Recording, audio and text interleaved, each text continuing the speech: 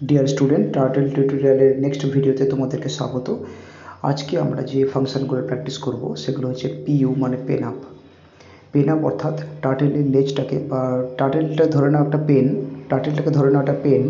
তো যদি আমি পিইউ কমান্ড প্রেস করি তাহলে টার্টেলের লেজটা স্ক্রিন থেকে উঠে যাবে, আর টার্টেলের লেজ থেকে যে কালোটা বেরোচ্ছিল সেটা বেরোবে না, ফলে কাগজে কোনো দাগ পড়বে না।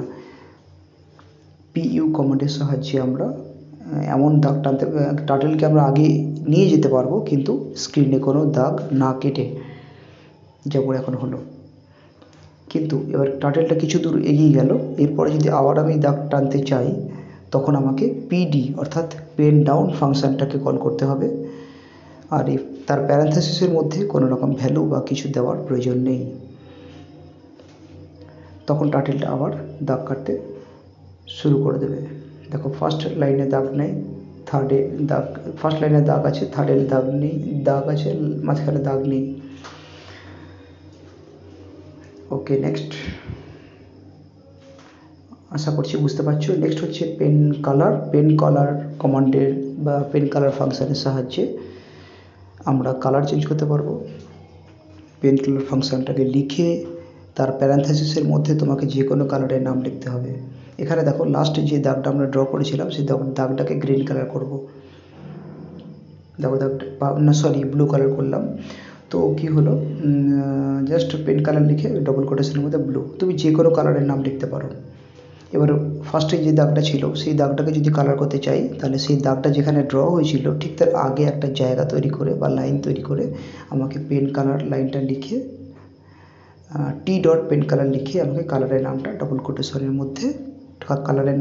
কোটেশনের মধ্যে লিখতে হবে, যেমনভাবে আমি লিখলাম। তার ফলে কী হবে, তার নিচে যতগুলো লাইন থাকবে,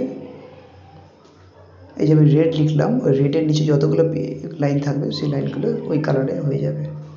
দেখো, এইভাবে খুব সহজেই আমরা টার্টেলের পেনের কালিটা চেঞ্জ করতে পারবো।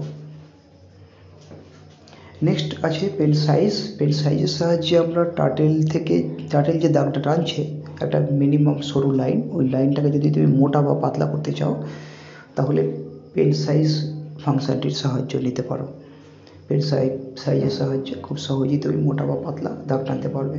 তবে যে দাগটাকে তুমি পাতলা বা মোটা করতে চাও, অর্থাৎ যেখানে তুমি এফডি লিখছো বা গোটু লিখছো, ঠিক তার আগের লাইনে তোমাকে পেন সাইজ কমান্ডটা, পেন সাইজ ফাংশানটাকে উল্লেখ করতে হবে, যেমনভাবে আমি করলাম।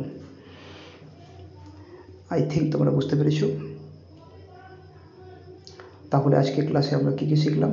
পিইউ ফর পেন আপ, টার্টেলকে আগে নিয়ে যাব কিন্তু কাগজের মধ্যে কোনো দাগ পড়বে না। পিডি অর্থাৎ পেন ডাউন, টার্টেলকে আগে নিয়ে যাব তখন দাগ পড়বে। পেন কালার অর্থাৎ টার্টেলের পেন কালার চেঞ্জ করতে পারবো। এবং পেন সাইজ, টার্টেলের পেনের সাইজটাকে আমরা বড় বা ছোট করতে পারবো, অর্থাৎ পেনের কালিটাকে মোটা বা পাতলা করতে পারবো। Thank you.